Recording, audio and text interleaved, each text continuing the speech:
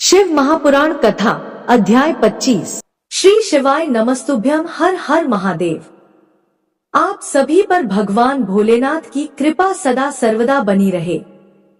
सुनिए शिव महापुराण कथा में आगे का वृतांत। कथा सुनने से पहले भगवान भोलेनाथ के चरणों का ध्यान करते हुए कमेंट बॉक्स में हर हर महादेव अवश्य लिखें। अगर वीडियो पसंद आए तो चैनल को सब्सक्राइब अवश्य करें। नंदीश्वर बोले, हे महामुने, एक बार भगवान शिव और देवी पार्वती प्रसन्नतापूर्वक विहार कर रहे थे। उन्होंने भैरव को द्वार पर द्वारपाल बनाकर खड़ा किया था और उसका कार्य था कि वह किसी को भी द्वार के भीतर प्रवेश न करने दे। दूसरी ओर भगवान शिव अपनी प्राणवल्लभा देवी पार्वती के साथ लीलाएं और विनोदपूर्ण बातें कर रहे थे। जब बहुत समय बीत गया तो देवी पार्वती की कुछ सखियां राजमहल में उनके कक्ष में आ गईं। वे भी महादेव जी के पास बैठकर उनकी लीलाओं के वर्णन को सुनने लगी। काफी देर तक उन सखियों से भगवान शिवजी को बातें करते देख देवी पार्वती को क्रोध आ गया और वे गुस्से में महल के बाहर जाने लगी। द्वार पर खड़े द्वारपाल भैरव ने देवी पार्वती को देखा तो उसके मन में विकार आ गया। वह उन्हें साधारण स्त्री समझकर घूरने लगा। देवी पार्वती ने भैरव के मन की बात पहचानते हुए उसे श्राप देते हुए बोली, भैरव, तू पृथ्वी पर जाकर एक साधारण मनुष्य की तरह जीवन जिएगा और अपनी करनी का फल भोगेगा। जब देवी पार्वती इस प्रकार भैरव को श्राप दे रही थी तो भगवान शिव भी वहां आ पहुंचे। श्राप से दुखी होकर भैरव ने देवी के चरणों में गिरकर उनसे क्षमा मांगी। तब भक्तवत्सल देवाधिदेव भगवान शिव ने भैरव को आश्वासन दिया। भैरव बोले, हे प्रभु, देवी के श्राप के प्रकोप से मुझे बचाइए। तब शिवजी भैरव को सांत्वना देते हुए बोले, देवी पार्वती का श्राप झूठा तो नहीं हो सकता, लेकिन भैरव, हम अपने परम भक्त को ऐसे भी नहीं छोड़ सकते। तुम चिंता मत करो। भैरव को आश्वासन देकर शिवजी देवी पार्वती को साथ लेकर चले गए। श्राप के अनुसार भैरव तुरंत ही वेताल के रूप में पृथ्वी लोक पर विचरण करने लगे। तब अपने भक्त का उद्धार करने के लिए भगवान शिव ने पृथ्वी पर महेश के रूप में और देवी पार्वती ने शारदा के नाम से अवतार लेकर लीलाएं करना शुरू कर दिया। नंदीश्वर बोले, हे ब्रह्मापुत्र सनत कुमार जी, एक बार देवताओं और दैत्यों ने बहुमूल्य रत्नों और खजानों को प्राप्त करने के लिए समुद्र मंथन करने का निश्चय किया। वे सोच रहे थे कि मंथन किस प्रकार किया जाए, तभी आकाशवाणी हुई, हे कल्याणकारी देवताओं, तुम्हारा कार्य अवश्य सिद्ध होगा। तुम मंदराचल पर्वत को मथानी और नागराज वासुकी को रस्सी बनाकर क्षीर सागर का मंथन करो। आकाशवाणी सुनकर देवता और दानव उत्साहित होकर मंदराचल पर्वत को उखाड़ने लगे। वे अपने इस कार्य में सफल भी हो गए। लेकिन जब वे मंदराचल को मथानी बनाने के लिए क्षीर सागर में डालने लगे तो वह अत्यंत भारी होने के कारण उनके ऊपर गिर पड़ा। अनेक देवता और दानव उसमें दब गए। भयभीत होकर सब भगवान शिव की आराधना करने लगे। भगवान शिव अपने भक्तों पर सदा कृपा करते हैं। उन्होंने देवताओं और दानवों को बल दिया। सबने मिलकर मंदराचल पर्वत को क्षीर सागर के जल में डाल दिया। फिर नागराज वासुकी को रस्सी बनाकर समुद्र मंथन आरंभ किया।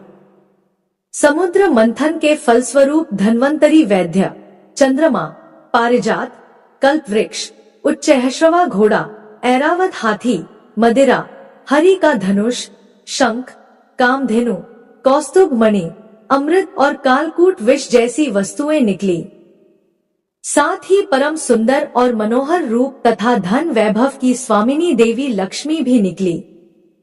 भगवान श्रीहरि विष्णु ने देवी लक्ष्मी, शंख, कौस्तुभ मणि और गदा को ग्रहण किया। सूर्यदेव ने उच्चैःश्रवा नामक घोड़े को लिया। इंद्रदेव ने पारिजात, कल्पवृक्ष और ऐरावत हाथी से देवलोक की शोभा बढ़ाई। भक्तवत्सल भगवान शिव ने देवताओं, असुरों सहित पूरे संसार की रक्षा के लिए मंथन से निकला कालकूट विष पिया और नीलकंठ के नाम से प्रसिद्ध हुए। उन्होंने चंद्रमा की रक्षा के लिए उन्हें अपने सिर पर धारण किया। असुरों ने रमण कराने वाली मदिरा को लिया तो मनुष्यों ने धन्वंतरी वैद्य को ग्रहण किया। मुनिजनों ने कामधेनु को ग्रहण किया। इसके बाद सबसे अंत में निकले अमृत कलश को देखकर सब उसे लेने के लिए झपटे। देवता और असुर दोनों ही अमृत पीना चाहते थे। असुरों ने देवताओं से अमृत छीन लिया। दुखी देवता भगवान शिव की शरण में गए। तब अपने भक्तों के दुख को जानकर शिव ने श्रीहरि विष्णु से मोहिनी रूप धारण कर अपनी माया से अमृत कलश असुरों से लाने के लिए कहा। विष्णु की माया से मोहित होकर दैत्यों ने उन्हें अमृत कलश दे दिया। तब विष्णु ने देवताओं को ही अमृत पान कराया। यह देखकर दैत्यों को सारी माया समझ आ गई। फिर वे बलपूर्वक अमृत पाने के लिए युद्ध करने लगे। घोर युद्ध हुआ। भगवान शिव और विष्णु की कृपा से देवता विजयी हुए और विष्णु ने असुरों को पाताल लोक जाने का आदेश दिया। वे स्वयं असुरों को पाताल ले गए, लेकिन दैत्यों ने अपनी चालाकी और माया से उन्हें वहीं बंदी बना लिया और स्वयं उपद्रव करने लगे। जब असुरों ने देवताओं को प्रताड़ित करना शुरू कर दिया तो वे परेशान होकर ब्रह्मा के पास पहुंचे और उन्हें अपनी व्यथा सुनाई। फिर ब्रह्मा देवराज इंद्र सहित अन्य देवताओं को अपने साथ लेकर देवाधिदेव भगवान शिव के पास गए। वहां पहुंचकर उन्होंने शिव को प्रणाम किया और स्तुति करना आरंभ किया। देवगण ने शिवजी से कहा, हे भगवान, असुरों ने हमें परेशान कर रखा है। उन्होंने भगवान श्रीहरि विष्णु को भी बंदी बनाकर पाताल में कैद कर लिया है। अतः प्रभु आप उन्हें मुक्त कराएं और हमारी रक्षा करें। देवताओं की प्रार्थना सुनकर भगवान शिव ने उन्हें रक्षा का आश्वासन देकर विदा किया और स्वयं देवताओं के कल्याण के लिए वृषभावतार धारण किया। नंदीश्वर बोले, हे सनत कुमार जी, कल्याणकारी भगवान शिव ने अपने भक्तों की रक्षा के लिए वृषभ का रूप धारण किया और पाताल की ओर चल पड़े। भगवान शिव ने भयंकर गर्जना के साथ पाताल में प्रवेश किया। उस प्रचंड गर्जना से पातालवासी व्याकुल हो गए और उनके नगर में विध्वंस होने लगा। इस प्रकार की गर्जना सुनकर असुरों को संदेह हुआ। जब उन्हें पता चला कि भगवान शिव वृषभ का रूप धारण करके युद्ध करने आए हैं, तो वे भी अपनी पूरी शक्ति से उनसे युद्ध करने लगे। असुर सेना ने शिवजी पर आक्रमण कर दिया। शिवजी हाथों में धनुष बाण लिए उनका ही इंतजार कर रहे थे। उन्होंने अपने बाणों की वर्षा आरंभ कर दी और अनेक दैत्यों को मार डाला। बैल का रूप धारण किए हुए कल्याणकारी शिवजी ने अपने सींगों और खुरों से भी अनेक दैत्यों को मृत्यु के घाट उतार दिया और बहुतों को घायल कर दिया। इस प्रकार काफी समय तक उनके बीच भयानक युद्ध चलता रहा। दूसरी ओर असुरों ने विष्णु को भी अपनी माया से मोहित करके अपने साथ मिला लिया था। वे असुरों के साथ रहकर उनकी प्रवृत्ति को ग्रहण करने लगे थे। उन पर संकट देखकर उनकी रक्षा के लिए वे भी युद्ध करने आए। उन्होंने वृषभ का रूप धारण किए अपने आराध्य शिवजी को नहीं पहचाना और उनसे युद्ध करने लगे। भगवान श्रीहरि विष्णु ने वृषभरूपी शिवजी पर अनेक अस्त्रों का प्रयोग किया, लेकिन शिवजी ने सबको काट डाला। फिर शिवजी ने माया के बंधन से विष्णु को आजाद किया तो वे तुरंत शिवजी को पहचान गए और उनसे क्षमा मांगने लगे। विष्णु बोले, हे देवाधिदेव, मैं मूर्ख हूँ जो अपने आराध्य स्वामी को नहीं पहचान सका और उनसे युद्ध करने लगा। मुझे क्षमा कर दे और मुझ पर कृपा करे। श्रीहरि की विनयपूर्ण प्रार्थना सुनकर शिवजी बोले, हे विष्णु, आप तो बड़े बुद्धिमान और ज्ञानी हैं, फिर आप कैसे राक्षसों के मायाजाल में फंस गए और उनके साथी बन गए? शिवजी की बातें सुनकर विष्णु शर्म के मारे नीचे देखने लगे। तब शिवजी बोले, हे विष्णु, अब तुम यहाँ से चले जाओ।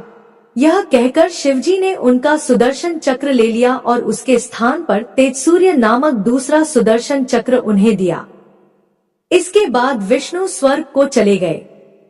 उनका मोह दूर हो गया था। शिवजी भी दैत्यों को उनकी करनी का फल देकर वहां से अंतर्धान हो गए। नंदीश्वर बोले, हे महामुने, एक बार देवताओं और असुरराज वृत्रासुर के बीच बड़ा भयानक युद्ध हुआ। वृत्रासुर ने सभी देवताओं को युद्ध में हरा दिया। तब सब देवता अपने प्राणों की रक्षा के लिए ब्रह्मा की शरण में गए। ब्रह्मा के पास पहुंचकर देवताओं ने उन्हें अपनी सारी परेशानियां बताईं और उनसे अपनी प्राण रक्षा की प्रार्थना की। ब्रह्मा ने कुछ देर विचार किया और फिर देवताओं से कहा, हे देवताओं, महर्षि दधीचि ने भगवान शिव की घोर तपस्या करके उनसे वर मांगा है कि उनकी हड्डियां वज्र जैसी कठोर हो जाएं। इसलिए तुम महर्षि दधीचि से उनकी अस्थियां मांग लो। उनकी हड्डियों से वज्र का निर्माण करके ही वृत्रासुर का संहार किया जा सकता है। ब्रह्मा के वचन सुनकर देवराज इंद्र, देवगुरु बृहस्पति और अन्य देवताओं को साथ लेकर महर्षि दधीचि के आश्रम में गए। वहां पहुंचकर उन्होंने महर्षि को हाथ जोड़कर प्रणाम किया। देवताओं को अचानक इस प्रकार आया देखकर दधीचि ने उनके आने का कारण पूछा। तब देवराज इंद्र ने उनसे कहा, हे महर्षि, आप परम शिव भक्त हैं और शिवजी से मिले वरदान के कारण आपकी हड्डियां वज्र के समान है। मुनि, हमें अपनी अस्थियां दान करके हमारी रक्षा करें, क्योंकि वृत्रासुर का वध तभी संभव हो पाएगा। महर्षि दधीचि ने मन ही मन सोचा कि परोपकार से बढ़कर कोई दूसरा कार्य नहीं है। तब देवताओं का कार्य सिद्ध करने के लिए उन्होंने भगवान शिव का स्मरण करते हुए अपने शरीर को त्याग दिया। देवता उन पर पुष्प वर्षा करने लगे। जब इंद्र को ज्ञात हुआ कि महर्षि ने अपने प्राण त्याग दिए हैं, तो उन्होंने कामधेनु द्वारा महर्षि दधीचि की सब अस्थियां निकाल ली और वे अस्थियां त्वष्टा को देकर उनसे वज्र का निर्माण कराने के लिए कहा।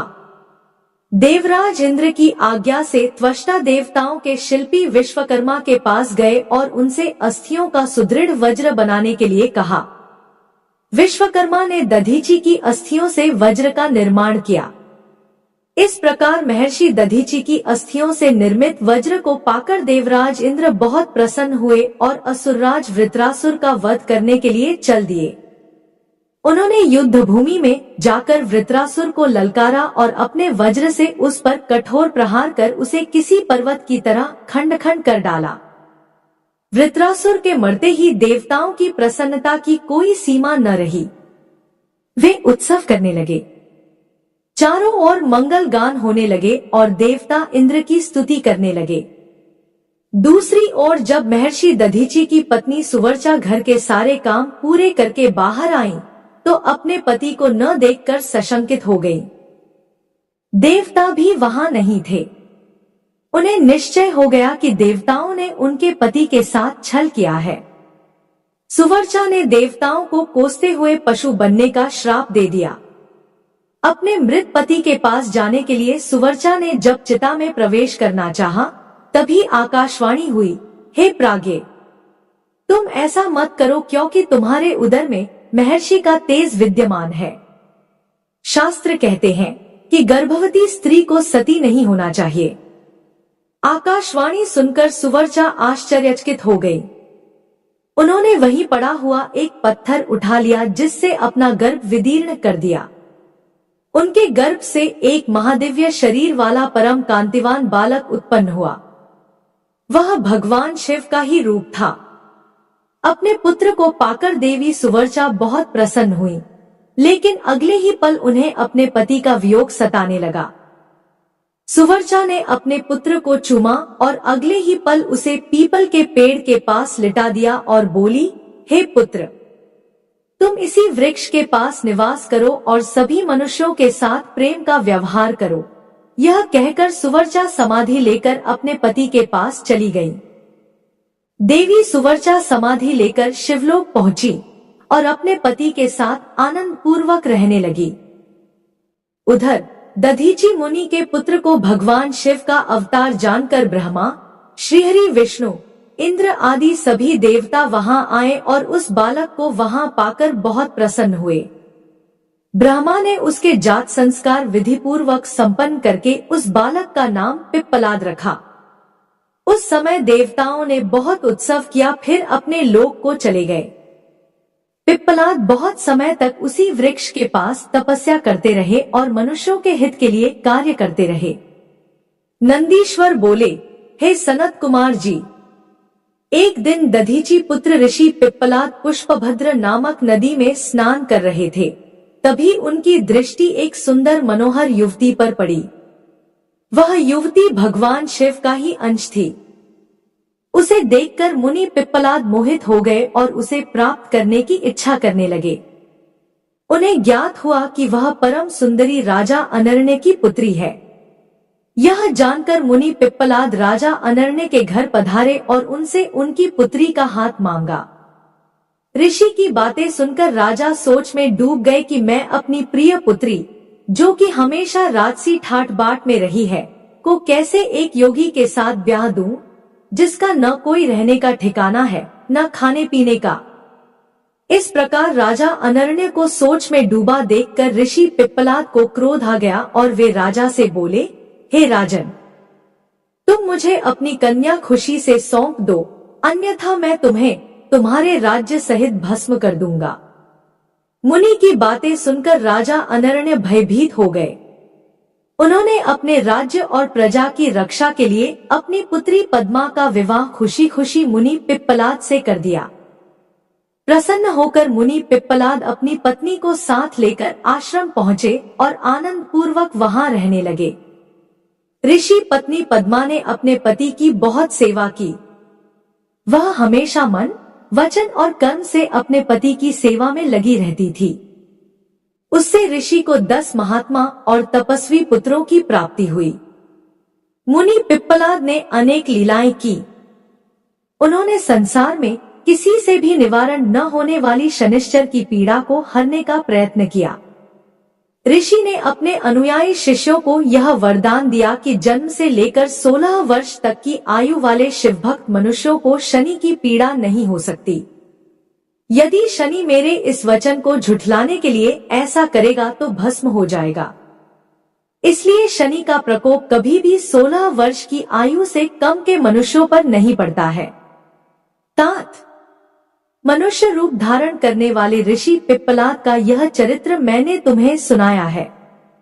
यह उत्तम चरित्र निर्दोष, स्वर्ग प्रदान करने वाला, कुग्रह जनित दोषों का नाश करने वाला, मनोरथ पूर्ण करने वाला और शिव भक्ति में वृद्धि करने वाला है। नंदीश्वर बोले, हे मुनीश्वर, एक समय नंदी नामक गांव में महानंदा नाम की एक वेश्या रहती थी। वह समस्त ऐश्वर्यों से संपन्न होने के बाद भी भगवान शिव की परम भक्त थी। वह रोज भगवान शिव पार्वती का पूजन करती और घंटों भक्तिभाव में उनके भजन गाती रहती थी। जब वह भजन गाती तो उसका मुर्गा और बंदर भी नाच नाच कर उसका साथ देते थे। एक दिन भगवान शिव ने महानंदा की परीक्षा लेने के लिए एक वैश्य का रूप धारण किया और उसके दरवाजे पर पहुंच गए। उनके हाथ में एक सुंदर रत्नजड़ित कंगन था। उस वैश्य का कंगन महानंदा को बहुत पसंद आ गया और वह उसे पाना चाहती थी। वैश्य रूपी भगवान शिव ने उसके मन की बात जान ली और बोले, हे देवी, यदि आपको यह कंगन पसंद है तो इसका मूल्य चुकाकर इसे आप रख लें। उस वैश्य की बात सुनकर महानंदा ने मुस्कुराते हुए कहा, मैं तो एक वेश्या हूँ। व्यभिचार ही मेरे कुल का धर्म है। इसके अतिरिक्त मेरे पास कुछ भी नहीं है। यदि आप मुझे यह कंगन देंगे तो मैं 3 दिन तक आपकी पत्नी बनकर आपके साथ रहूंगी। देवी महानंदा का प्रस्ताव सुनकर वैश्य तैयार हो गया और कहने लगा, सूर्य और चंद्रमा इस बात के प्रमाण है। अब तुम मेरे हृदय पर हाथ रखकर 3 बार यह कहो कि तुम 3 दिन तक मेरे साथ मेरी पत्नी बनकर रहोगी। महानंदा ने वैश्य के कहे अनुसार वचनों को दोहरा दिया। इसके बाद वैश्य ने वह सुंदर रत्नजड़ित कंगन महानंदा के हाथ में दिया और बोला, हे कांते, भगवान शिव का यह रत्नजड़ित शिवलिंग मुझे अपने प्राणों से भी प्यारा है, इसलिए तुम इसकी हमेशा रक्षा करना। महानंदा ने वैश्य द्वारा दिया गया वह शिवलिंग अपने माथे से लगाया और हर हाल में उसकी रक्षा करने का आश्वासन वैश्य को दिया।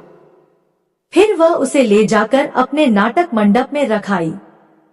रात में जब सब सो गए तब उस नाटक मंडप में आग लग गई और वह धू धू कर जलने लगा। महानंदा ने अपने बंदर और मुर्गे को तो बचा लिया, लेकिन भगवान शिव के सुंदर रत्नजड़ित लिंग को, जो वैश्य ने उसे संभाल कर रखने के लिए दिया था, वह नहीं बचा सकी। वह आग में जलकर नष्ट हो गया था। यह देखकर वह वैश्य और महानंदा बहुत दुखी हुए। उस वैश्य ने कहा, हे नंदे, यह शिवलिंग मुझे अपने प्राणों से भी अधिक प्रिय था। जब शिवलिंग जल गया तो मैं अब क्या करूंगा? महानंदा के बहुत समझाने पर भी वैश्य नहीं माना और उसने अपने शरीर को अग्नि में जला दिया। यह देखकर महानंदा को बहुत दुख हुआ कि मेरी असावधानी के कारण उस वैश्य के प्राण चले गए। मेरे ही कारण एक परम शिव भक्त मर गया। यह सोच सोच कर नंदा पागल हुई जा रही थी। उसे याद आया कि उसने वैश्य से 3 दिन तक उसके साथ रहने का वचन दिया था। तब महानंदा ने अपना सारा धन, रत्न, आभूषण आदि सभी बहुमूल्य वस्तुएं ब्राह्मणों को दान कर दी और खुद उस वैश्य की चिताग्नि में कूदने लगी। लेकिन इससे पहले कि महानंदा उस अग्नि में प्रवेश करती, वहां भगवान शिव प्रकट हो गए। भगवान शिव को साक्षात अपने सामने देखकर नंदा स्तब्ध रह गई और उन्हें एकटक देखने लगी। उसकी आंखों से आंसू बहने लगे। कुछ क्षण बाद जैसे ही उसे ध्यान आया, उसने भगवान शिव के चरण पकड़ लिए और उनकी स्तुति करने लगी। तब प्रसन्न होकर महादेव बोले, नंदा, मैं तुम्हारी सत्यता, धर्म, धैर्य और निश्चल भक्ति भावना से बहुत प्रसन्न हूँ। मैंने ही वैश्य का रूप धारण करके तुम्हारी परीक्षा ली थी, जिसमें तुम सफल हुई हो। मांगो, क्या मांगना चाहती हो? तब महानंदा बोली, भगवन, मैं और मेरे सभी साथी आपके दर्शनों से ही धन्य हो गए हैं। इससे अधिक हमें कुछ नहीं चाहिए। हाँ, यदि फिर भी आप देना चाहते हैं तो अपने चरणों में थोड़ा सा स्थान दे दीजिए। यह सुनकर शिवजी ने प्रसन्नतापूर्वक महानंदा को शिवलोक भेज दिया। नंदीश्वर बोले, हे तात, भद्रायु राजा, जिस पर भगवान शिव ने ऋषभ के रूप में कृपा की थी, की परीक्षा लेने के लिए ही भगवान शिव ने द्विजेश्वर अवतार धारण किया था। ऋषभ के प्रभाव से अपने शत्रुओं पर विजय पाकर भद्रायु सिंहासन पर बैठ गए। उन्होंने राजा चंद्रागंग की पुत्री सीमंतिनी से विवाह किया। एक समय राजा भद्रायु बसंत ऋतु में अपनी पत्नी सीमंतिनी के साथ वन विहार करने गए।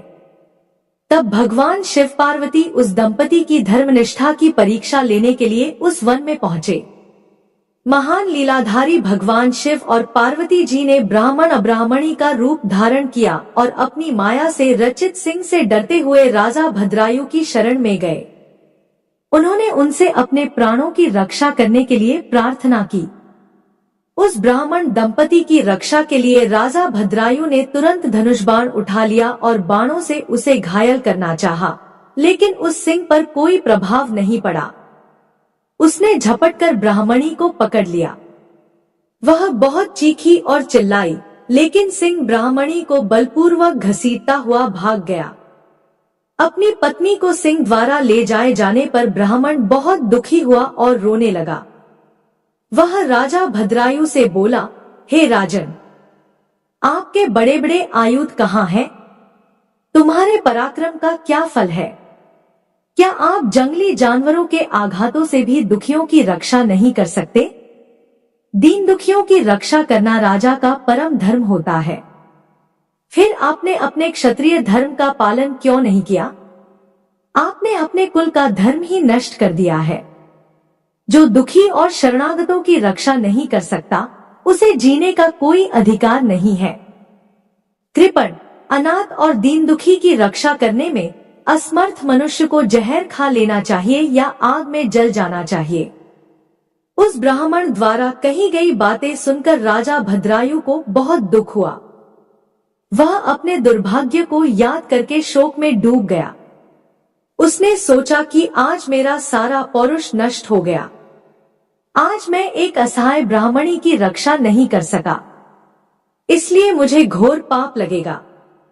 मेरे कारण ब्राह्मण भी शोकाकुल हो गया है। उसकी स्त्री को भी सिंह ले गया है। पता नहीं उसने उसका क्या किया होगा। मुझे अपने पापों को कम करने के लिए इस ब्राह्मण देवता को प्रसन्न करना होगा। यह सोचकर राजा भद्रायु उस ब्राह्मण के चरणों में गिर पड़े और बोले, हे ब्राह्मण, मुझे क्षमा कर दीजिए। मैं आपकी पत्नी की रक्षा नहीं कर सका। मैं अपना राजपाट सब आपके चरणों में न्योछावर करता हूँ। यह सुनकर वह ब्राह्मण बोला, भला मैं ठहरा भिक्षा मांगने वाला एक ब्राह्मण, मैं तुम्हारे राजपाट का क्या करूँगा। इसलिए यदि तुम वाकई मुझे कुछ देना चाहते हो तो अपनी पत्नी मुझे दान में दे दो। ब्राह्मण की बात सुनकर राजा भद्रायु ने कहा, ब्राह्मण, पराई स्त्री का उपभोग तो महापाप है, उसका प्रायश्चित भी नहीं हो सकता। तब ब्राह्मण ने कहा कि राजन, मैं तो बड़े से बड़े पाप को भी अपनी तपस्या से पल भर में नष्ट कर सकता हूँ। तब भद्रायु ने सोचा कि मुझे ब्राह्मण को अपनी स्त्री दान करके जल्दी ही अग्नि में प्रवेश कर जाना चाहिए। इसके बाद राजा भद्रायु ने अपनी पत्नी उस ब्राह्मण को सौंप दी। उसके बाद उन्होंने आग जलाई और स्नान कर देवताओं को प्रणाम करने के बाद उस अग्नि की 3 बार परिक्रमा की। फिर त्रिलोकीनाथ भगवान शिव का ध्यान करने लगे और उन्हीं का स्मरण करते हुए जैसे ही वे अग्नि में प्रवेश करने लगे, वैसे ही द्विजेश्वर रूपधारी भगवान शिव वहां प्रकट हो गए। भगवान शिव के 5 मुख, 3 नेत्र, पिनाक और चंद्रकलाधारी सुंदर स्वरूप, जो करोड़ों सूर्यों के समान प्रकाशित था, देखकर राजा भद्रायु आनंदमग्न हो उठे। उन्होंने दोनों हाथ जोड़कर शिवजी को प्रणाम किया और उनकी स्तुति करने लगे। राजा भद्रायु की स्तुति सुनकर भगवान शिव पार्वती बोले, हे भद्रायु, तुम्हारी शिव भक्ति से मैं बहुत प्रसन्न हूँ। तुमने सदा मेरा भक्तिभाव से पूजन किया है, अतः तुम अपनी पत्नी सहित मुझसे वर मांगो। आज मैं तुम्हारी मनोवांछित वस्तु प्रदान करूंगा। मैंने ही तुम्हारी परीक्षा लेने के लिए ब्राह्मण का रूप धारण किया था। ब्राह्मणी के रूप में स्वयं देवी पार्वती थी और वह सिंह मायावी था। तुम अपनी परीक्षा में सफल हुए हो राजन। कहो, क्या चाहते हो? भगवान शिव के ये उत्तम वचन सुनकर राजा भद्रायु बोले, हे देवाधिदेव भगवान शिव, आप सबके परमेश्वर हैं। आपके स्वरूप के साक्षात दर्शन पाकर मैं धन्य हो गया हूँ। मैं परिवार सहित आपके श्री चरणों की भक्ति करना चाहता हूँ। मैं, मेरी रानी, मेरे माता पिता आपके सेवक बनकर आपके श्री चरणों में रहें। रानी कीर्तिमालिनी ने भी अपने माता पिता के लिए भगवान शिव का लोक मांगा। दोनों को वरदान देकर महादेव जी पार्वती जी सहित अंतर्धान हो गए। राजा रानी अपने नगर लौट आए। फिर 10,000 वर्षों तक राज्य करने के बाद वे दोनों भगवान शिव के धाम को गए। इस परम पवित्र पापनाशक कथा को जो कोई सुनता अथवा पढ़ता है, उसे इस लोक में सब भोगैश्वर्य प्राप्त होते हैं तथा अंत में भगवान शिव के लोक को जाता है। नंदीश्वर बोले, हे मुनीश्वर, अर्बुदाचल पर्वत के पास भील वंश में उत्पन्न आहुक नाम का एक भील रहता था। उसकी पत्नी का नाम आहुका था। वह बहुत पतिव्रता थी। वे दोनों पति पत्नी भगवान शिव के परम भक्त थे। एक दिन वह शिव भक्त भील भोजन की तलाश में बहुत दूर निकल गया। संध्या के समय भगवान शिव सन्यासी का रूप धारण करके उसकी परीक्षा लेने आए। वह भील भी शिकार से घर लौट आया था। तब यति रूप में शिवजी उनके घर पहुंचे। भील ने उनका विधिपूर्वक पूजन किया। इस पर यतिनाथ बोले, हे भील, मैं रास्ते से भटक गया हूँ। और शाम हो चुकी है, इसलिए आसपास जाने का मार्ग भी नहीं पता चल रहा है। आप मुझे रात के लिए आश्रय दीजिए। सुबह होते ही मैं यहाँ से चला जाऊंगा। यतिनाथ के वचन सुनकर वह भील बोला, स्वामी, मेरे घर में तो बहुत थोड़ा सा स्थान है, आप यहाँ कैसे रह पाएंगे? भील की बात सुनकर वह चलने लगे। तभी भीलनी ने भील से कहा, स्वामी, ये मुनि हमारे अतिथि हैं। अतिथि तो भगवान का रूप होता है, इसलिए आप इन्हें यहीं रहने दीजिए।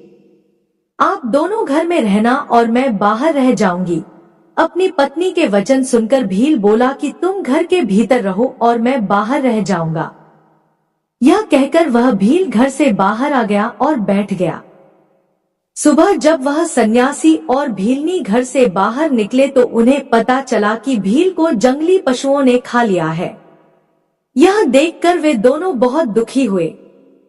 तब वह सन्यासी बोला कि मेरी वजह से तुम्हारे पति की मृत्यु हो गई है। हे देवी, मुझे क्षमा कर दीजिए। तब वह भीलनी कहने लगी कि आप दुखी न हो। अतिथि की रक्षा करना हमारा धर्म है और मेरे पति ने तो अपना धर्म निभाया है। यह कहकर उस भीलनी ने चिता तैयार की और उसमें आग जलाकर सती होने लगी। उसी क्षण भगवान शिव वहां प्रकट हो गए और बोले, तुम धन्य हो, मैं तुम पर प्रसन्न हूँ। तुम अपनी इच्छानुसार वर मांगो, मैं तुम्हारी इच्छा अवश्य पूरी करूंगा। देवाधिदेव महादेव जी को इस प्रकार सामने पाकर भीलनी बहुत प्रसन्न हुई और शिवजी की स्तुति करने लगी। बहुत कहने पर जब भीलनी ने कुछ नहीं मांगा, तब भगवान शिव बोले, अगले जन्म में मैं हंस रूप में प्रकट होऊंगा। तुम विदर्भ नगर में भीमराज की पुत्री दमयंती के रूप में जन्म लोगी। उस समय यह भील निषाद देश का राजपुत्र होगा। उसके पिता वीरसेन होंगे और उस जन्म में उसका नाम नल होगा। तब हंस रूप में मैं तुम दोनों यानी दमयंती का मिलन कराऊंगा। उस समय तुम समस्त राजभोग भोगने के बाद मोक्ष को प्राप्त होगे। यह कहकर भगवान शिव वहीं लिंग रूप में स्थित हो गए। भील के धर्म के प्रति अटल रहने के कारण यह लिंग अचलेश नाम से जगत प्रसिद्ध हुआ। अगले जन्म में भील नल, भीलनी दमयंती बने और भगवान यतिनाथ शिव ने हंस रूप में जन्म लिया और उनके पूर्व जन्म के पुण्य से प्रसन्न होकर उन्हें सुख प्रदान किया। नंदीश्वर बोले, हे सनत कुमार जी, इक्ष्वाकु वंश में श्राद्ध देव की 9वीं पीढ़ी में राजा नभग का जन्म हुआ और उनके पुत्र नाभाग हुए। नाभाग के पुत्र के रूप में अम्बरीश का जन्म हुआ। वे परम विष्णु भक्त थे। अम्बरीश के पितामह नभग को स्वयं भगवान शिव ने ज्ञान दिया था। एक समय की बात है कि जब नभग गुरुकुल में शिक्षा ग्रहण करने गए हुए थे, उस समय उनके भाइयों ने राज्य का विभाजन कर लिया और नभग के भाग को भी हड़प कर अपने राज्य में मिला लिया। शिक्षा ग्रहण करने के बाद जब वे गुरुकुल से लौटे तो उन्होंने अपना भाग मांगा, लेकिन उनके भाइयों ने कहा कि हमने तुम्हारा हिस्सा किया ही नहीं था।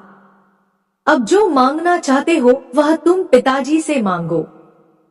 अपने भाइयों के स्वार्थी वचनों को सुनकर नभग को बहुत दुख हुआ।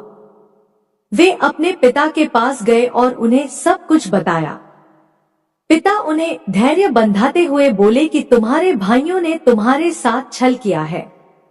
बेटा, तुम बुद्धिमान हो और अपनी जीविका का स्वयं प्रबंध कर सकते हो। इन दिनों ब्राह्मण आंगिरस एक बहुत बड़ा यज्ञ कर रहे हैं, लेकिन छठे दिन उनके यज्ञ में अवश्य ही कोई भूल होगी और यज्ञ पूरा नहीं हो पाएगा। तुम महाविद्वान हो, वहां यज्ञ में जाकर तुम उन्हें उपदेश दो। विश्वदेव संबंधी सूक्तों को पढ़कर उनका यज्ञ पूरा हो जाएगा और वे ब्राह्मण स्वर्ग को चले जाएंगे। स्वर्ग जाते समय वे ब्राह्मण अपना बचा हुआ सारा धन तुम्हें दान दे जाएंगे, जिससे तुम्हें अपार धन की प्राप्ति होगी। अपने पिता की बताई बातों को मानकर नभग तुरंत उस स्थान की ओर चल दिए जहां उत्तम यज्ञ हो रहा था। वहां पहुंचकर नभग ने उन सूक्तों का स्पष्ट उच्चारण किया, जिससे आंगिरस ब्राह्मण का यज्ञ पूरा हो गया। वहां उपस्थित सभी ब्राह्मण अपना सारा धन नभग को सौंपकर स्वर्ग चले गए। जैसे ही नभग उस धन को लेने लगे, शिवजी कृष्ण दर्शन रूप में प्रकट हुए और बोले, हे नभग, तुम यह धन नहीं ले सकते, क्योंकि यह धन मेरा है, इस पर मेरा अधिकार है। उत्तर देते हुए नभग बोले कि यह सारा धन ऋषि मुझे देकर गए हैं, इसलिए यह मेरा है। इस तरह उन दोनों में वाद विवाद शुरू हो गया। तब कृष्ण दर्शन ने कहा, हम दोनों आपके पिता मनु श्राद्ध देव के पास चलते हैं। वे जो भी निर्णय देंगे वह मुझे मान्य होगा। इस प्रकार नभग और श्री कृष्ण दर्शन मनु श्राद्ध देव के पास अपना विवाद सुलझाने के लिए पहुंचे। उनकी बातें सुनकर श्राद्ध देव ने अपने पुत्र नभग से कहा, हे पुत्र, इस यज्ञ की सभी वस्तुएं देवाधिदेव भगवान शिव की हैं। यदि वे अपनी कृपा करें तो वह तुम पा सकते हो। तुम उनकी स्तुति करो, वे तुम्हारे अपराध को अवश्य ही क्षमा कर देंगे। भगवान शिव ही अखिलेश्वर और यज्ञ के अधिष्ठाता है। ब्रह्मा, विष्णु सहित सभी देवता, सिद्ध और ऋषिगण उनकी आज्ञा से ही कार्य करते हैं। यह कहकर श्राद्ध देव ने अपने पुत्र को लौटा दिया। नभग फिर से यज्ञ भूमि में पहुंचे और भगवान शिव की हाथ जोड़कर स्तुति करने लगे। उन्होंने क्षमा मांगी। उनकी प्रार्थना सुनकर ब्रह्मा, विष्णु और अन्य देवता भी वहां प्रकट हो गए और वे शिवरूपी कृष्ण दर्शन की स्तुति करने लगे। तब प्रसन्न होकर वे बोले, हे पुत्र नभग, तुम्हारे पिता के वचन बिल्कुल सत्य हैं। मैं ही यज्ञ का अधिष्ठाता हूँ और तुम्हारी उत्तम स्तुति से प्रसन्न हुआ हूँ। मैं तुम्हें सनातन ब्रह्म ज्ञान देता हूँ। तुम महाज्ञानी हो और सब अभीष्ट वस्तुओं को ग्रहण करो। यह कहकर भगवान शिव अंतर्धान हो गए। सब देवता भी उनके गुणों का गान करते हुए अपने अपने धाम को चले गए। श्राद्ध देव भी नभग के साथ अपने घर चले गए। इस लोक में अनेक सुखों को भोगकर मृत्यु के बाद वे शिवलोक वासी हुए। इस प्रकार मैंने भगवान शिव के कृष्ण दर्शन नामक अवतार का वर्णन किया।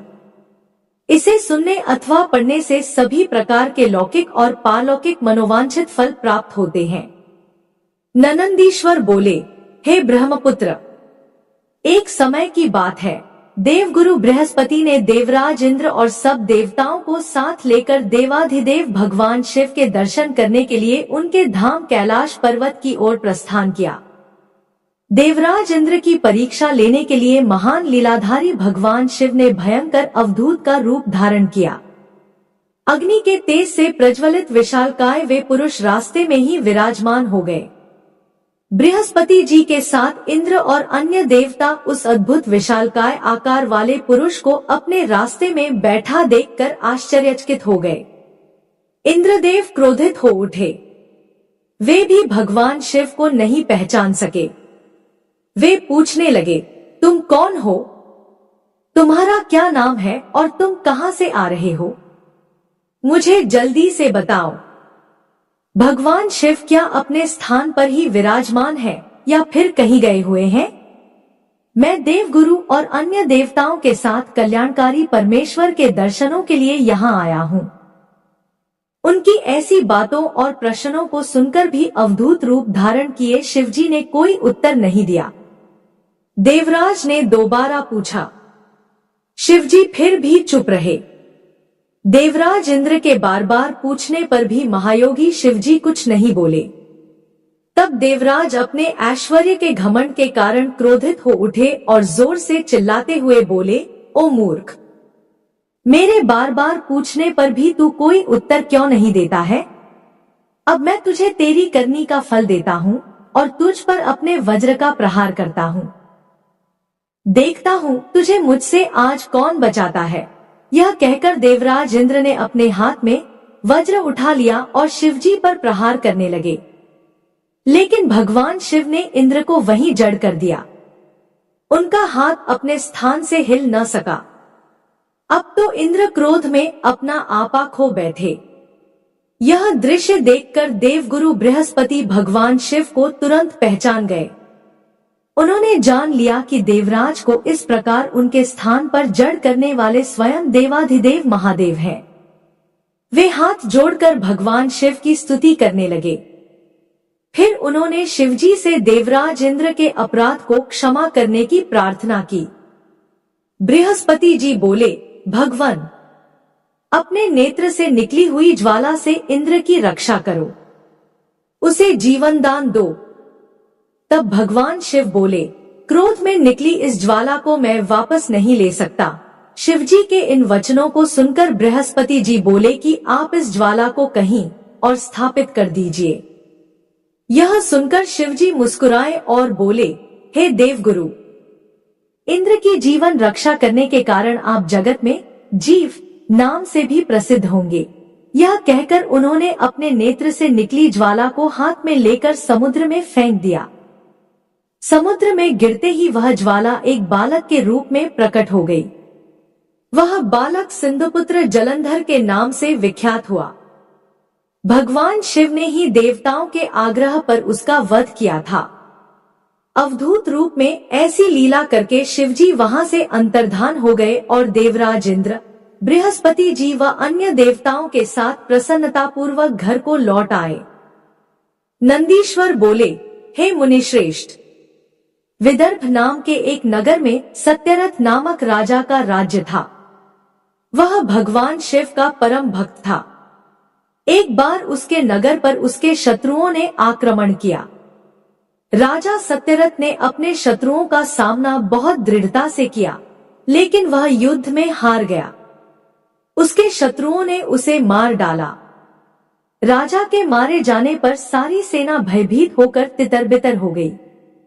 उस समय विदर्भ नरेश की पत्नी गर्भवती थी।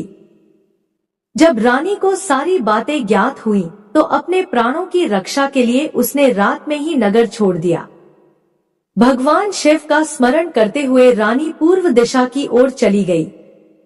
बहुत दूर जाकर एक सरोवर के निकट एक सघन वट वृक्ष के नीचे अपनी कुटिया बनाकर वह रहने लगी। उसी स्थान पर रानी ने एक दिव्य बालक को जन्म दिया। एक दिन रानी अपने पुत्र को कुटिया में ही लिटाकर सरोवर से जल लेने गई तो वहां उसे एक घड़ियाल ने पकड़ लिया। उधर वह बालक अकेला पड़ा भूख प्यास से व्याकुल होकर जोर जोर से रोने लगा।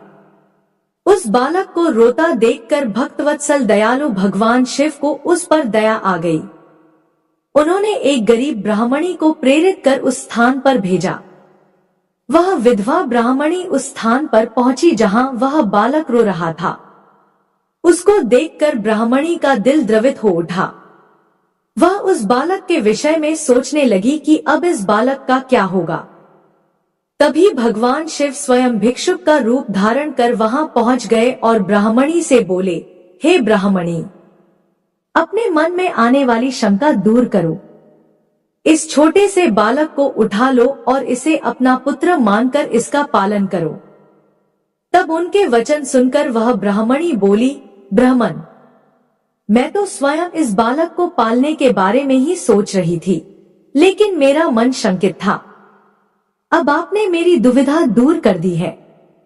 अब मैं अवश्य ही इस बालक की माता बनकर इसे पालूंगी। पर मैं आपसे इतना जानना चाहती हूँ कि आप कौन हैं और कहां से आए हैं? यह बालक किसका है और इस सुनसान जंगल में कैसे आ गया है? भिक्षुवर, आपको देखकर मेरा मन बार बार यह कह रहा है कि आप दया और करुणा के सागर भगवान शिव हैं, जो अपने भक्त की रक्षा के लिए यहाँ आए हैं। मैं भी आपकी माया से मार्ग में भटककर यहाँ आ गई हूँ। मैं जानती हूँ कि आपकी कृपा से इसका अवश्य ही कल्याण होगा।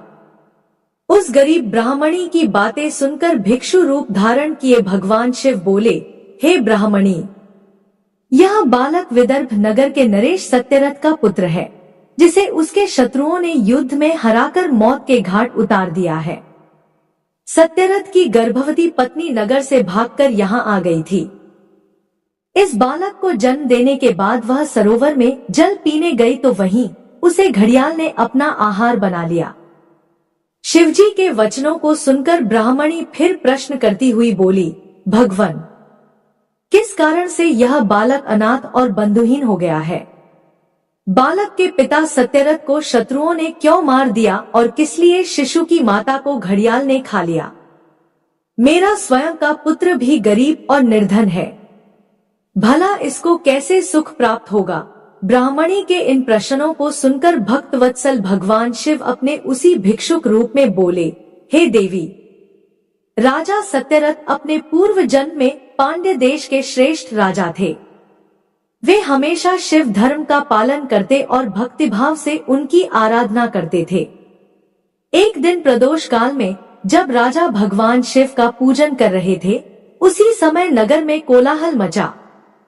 राज्य में विद्रोह फैलने की आशंका से राजा ने पूजा बीच में ही छोड़ दी। सैनिकों ने जिसे राजद्रोही के रूप में राजा के सामने ला खड़ा किया, वह और कोई नहीं उसी राज्य का एक सामंत था। उसे देखकर पांड्यराज क्रोध में अपना आपा खो बैठे और उस सामंत का सिर कटवा दिया। प्रदोष पूजन के नियम को समाप्त किए बिना राजा ने भोजन भी कर लिया। इसी तरह राजकुमार ने भी प्रदोष पूजन किए बिना भोजन कर लिया और सो गया। वह पांड्यराज इस जन्म में विदर्भराज हुआ। प्रदोष में शिव पूजन को बीच में छोड़ देने की वजह से उसका वध कर दिया गया और पूर्व जन्म का उसका पुत्र इस जन्म में भी उसका पुत्र बनकर जन्मा है। शिव पूजन के बिना खा पी कर सो जाने के कारण ही वह दरिद्रता में घिरा हुआ है। इसकी माता ने भी पूर्व जन्म में छल से अपनी सौतन को मार दिया था, इसलिए उसे भी घड़ियाल ने खा लिया है। तुम्हारा पुत्र पूर्व जन्म में ब्राह्मण था और महादानी था, लेकिन इसने कोई यज्ञ कर्म नहीं किए, इसी कारण इसे भी दरिद्रता का दंड मिला है। इन दोनों पुत्रों के दोषों को दूर करने के लिए तुम भगवान शिव की शरण में जाओ, वे ही तुम सबका कल्याण करेंगे। ब्राह्मणी को सब कुछ बताकर भगवान ने अपना सत्य रूप उन्हें दिखाया। साक्षात भगवान शिव के दर्शन कर ब्राह्मणी कृतार्थ हो गई और हाथ जोड़कर शिवजी की स्तुति करने लगी। तब आशीर्वाद देकर महादेव अंतर्धान हो गए। इसके बाद वह ब्राह्मणी उस बालक को अपने साथ ले गई। फिर वह अपने पुत्रों के साथ एक चक्र नामक गांव में रहने लगी और अपने दोनों पुत्रों का लालन पालन करने लगी। समय आने पर ब्राह्मणों ने उनका यज्ञोपवीत संस्कार किया। दोनों शांडिल्य मुनि के उपदेश सुनते और शिवजी की आराधना करते। समय बीतता गया, दोनों पुत्र बड़े हो गए। एक दिन ब्राह्मणी पुत्र को नदी में स्नान के लिए जाते समय सोने से भरा कलश मिला। उस सोने के कलश से उनकी गरीबी दूर हो गई। फिर भी वे नियम से शिवजी की आराधना करते। एक दिन वे वन में गए। वहां एक गंधर्व कन्या अपने पिता के साथ आई और वह राजकुमार पर मोहित हो गई। उसके पिता ने उसका विवाह राजकुमार से कर अपना राज्य उसे सौंप दिया। ब्राह्मणी वहां की राजमाता हुई और ब्राह्मण पुत्र उसका भाई। अब वे सब लोग प्रसन्नता पूर्वक राजसुख भोगने लगे। भगवान शिव का भिक्षुवर्य अवतार पुरुषार्थ का साधक और अभीष्ट फल देने वाला है। इससे आगे का वृतांत सुनिएगा अगले अध्याय में।